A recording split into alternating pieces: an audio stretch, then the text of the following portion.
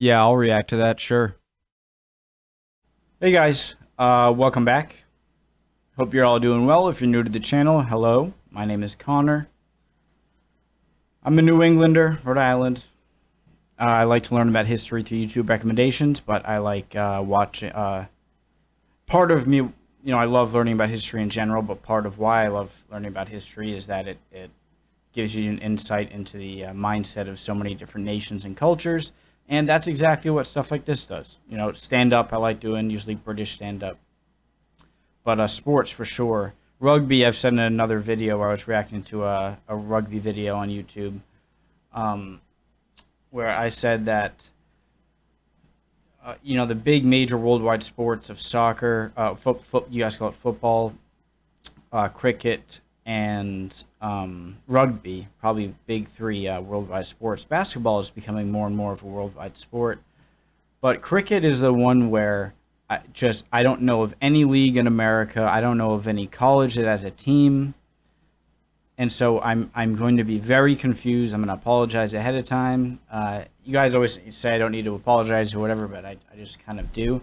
And with your help, I can understand this game too. I'm starting to understand rugby more and more.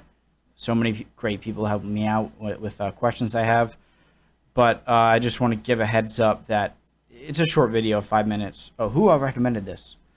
Peter Yarnold. Sorry, everyone, if I mispronounce like 95% of names, but thank you. Peter, right? Peter Yarnold. Yep, thanks, Peter. Cricket for Americans. So I will stop probably a lot this video because I really want to understand it.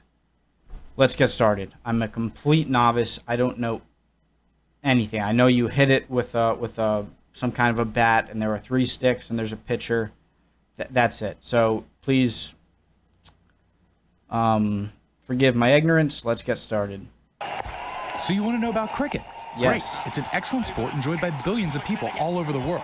And the rules are not at all confusing. Let me just say, so when I think of cricket, like when I think of rugby, good teams, like the greatest teams, I think of New Zealand, like Australia, South Africa.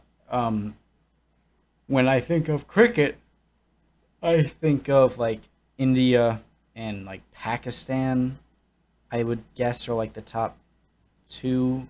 I'm not sure, but I think of India. India pops into my head. I'm sure they're probably have one of the better teams in the world. Let's go. People all over the world. And the rules are not at all confusing.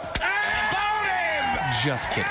They're pretty confusing. Does Morton get back down this end before Chanderpaul can turn and get back? If he beats him back, Chanderpaul is out. Who's touched the bat first? Have no fear, though. We're in this together, and we'll have you knowledgeably sipping tea and spectating at Lord's in no time. Okay, so first of all, let's get one thing out of the way. Despite the shared batting of pitch balls and affinity for standing around in fields of grass, the sport has very little in common with baseball. Sorry to disappoint, Americans. I don't like Still, baseball, though, really. we'll use America's pastime as the starting reference point for convenience sake. Okay. Because, well, it's awesome, and the two do have some things in common.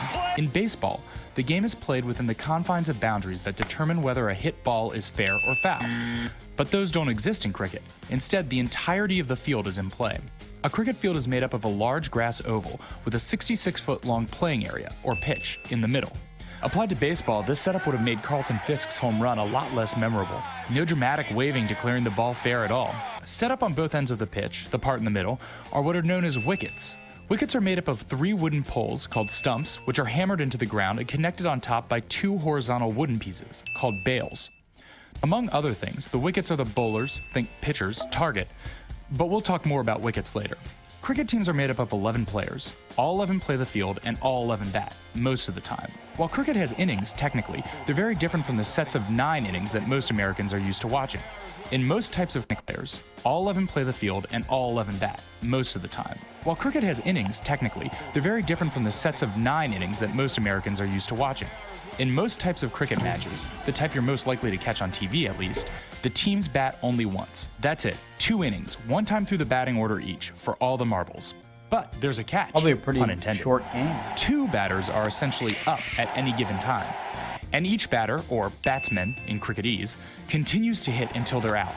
How do batsmen get out? Good question. There are a few they hit different the ways. stick. First, if the bowler, again, the pitcher, is able to knock down either a stump or bail on a bowled ball. is very good. But not there. The batter's strike zone is anywhere within their reach. If the ball is pitched beyond the batter's reach or behind the batter, in his natural stance at the wicket, then the pitch is deemed wide. Think like a ball in baseball. So it's not just if it doesn't hit a stick, it's a ball. It's a ball, but it can still not hit a stick, but be close enough to count as an out. Natural stance at the wicket, then the pitch is on the batter's reach or behind the batter, in his natural stance at the wicket, then the pitch is deemed wide. Think like a ball in baseball, and the batting side is given an extra run. This ensures the fielding team bowls towards the batter and is not just chucking the ball in his general direction in order to get through the set number of overs. We'll explain overs in a minute. Second, a batsman is out if a hit ball is caught in the air by the opposing team. Should be out. The third way a hitting batsman can get Ooh, out they're barehanded. is where that second batsman comes into play. And where cricket gets third way a hitting batsman can get out is where that second batsman comes into play, and where cricket gets exciting. While one batter, the striking batsman, is being bowled to, the other batter, the non-striking batsman, stands by the wicket on the opposite side of the pitch. Each time the ball is put into play or hit, both batsmen run to the opposite side of the pitch as many times as possible. Each time they both do so successfully, it's a run. If the fielding team is able to throw the ball at the wicket, knocking down a stump or bail, or if it's thrown into the wicket keeper or bowler, who then does the same, before that batsman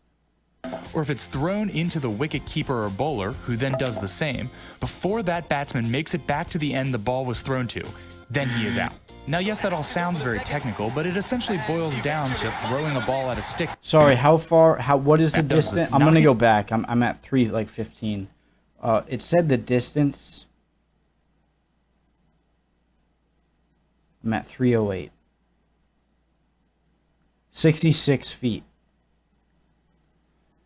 Down a stump or bail, or if it's thrown into the wicket keeper or bowler, who then does the same, before that batsman makes it back to the end the ball was thrown to, then he is out.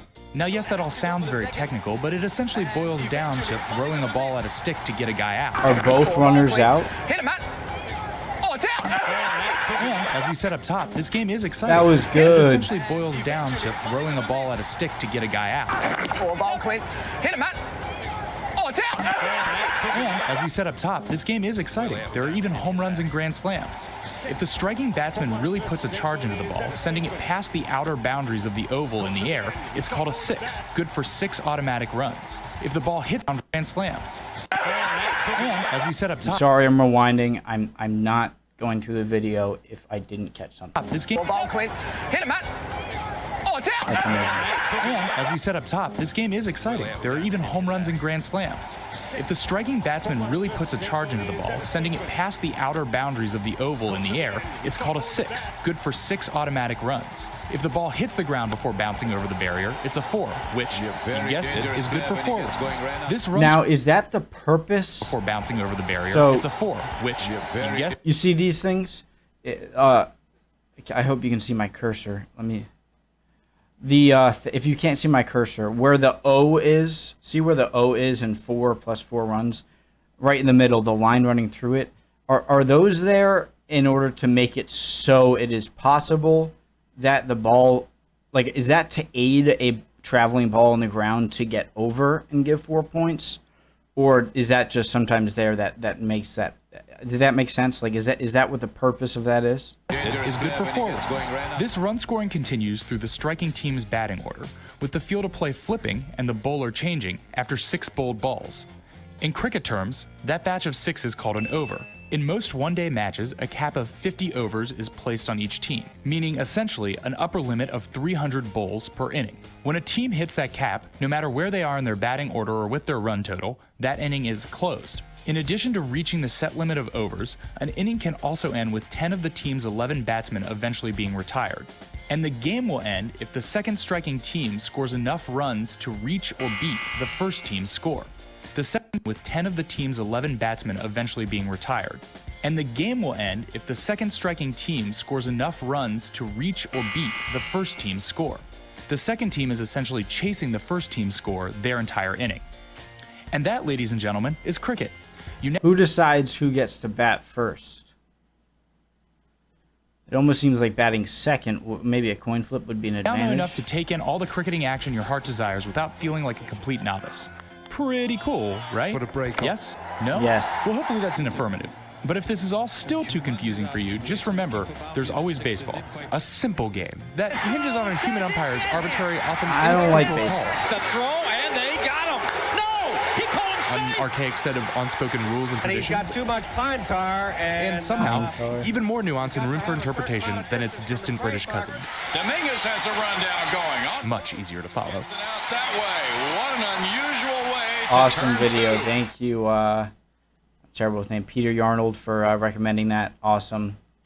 I saw another one, Rules of Cricket Explained, Nin Lai.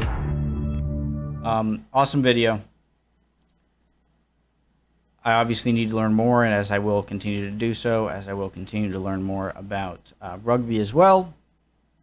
Again, mainly a history channel. Like doing this stuff too every now and then, and really they tend to be my bigger view numbers. You guys really seem to like it. I will always be a history YouTube channel, though. In the meantime, guys, hope you're doing well. See you next time.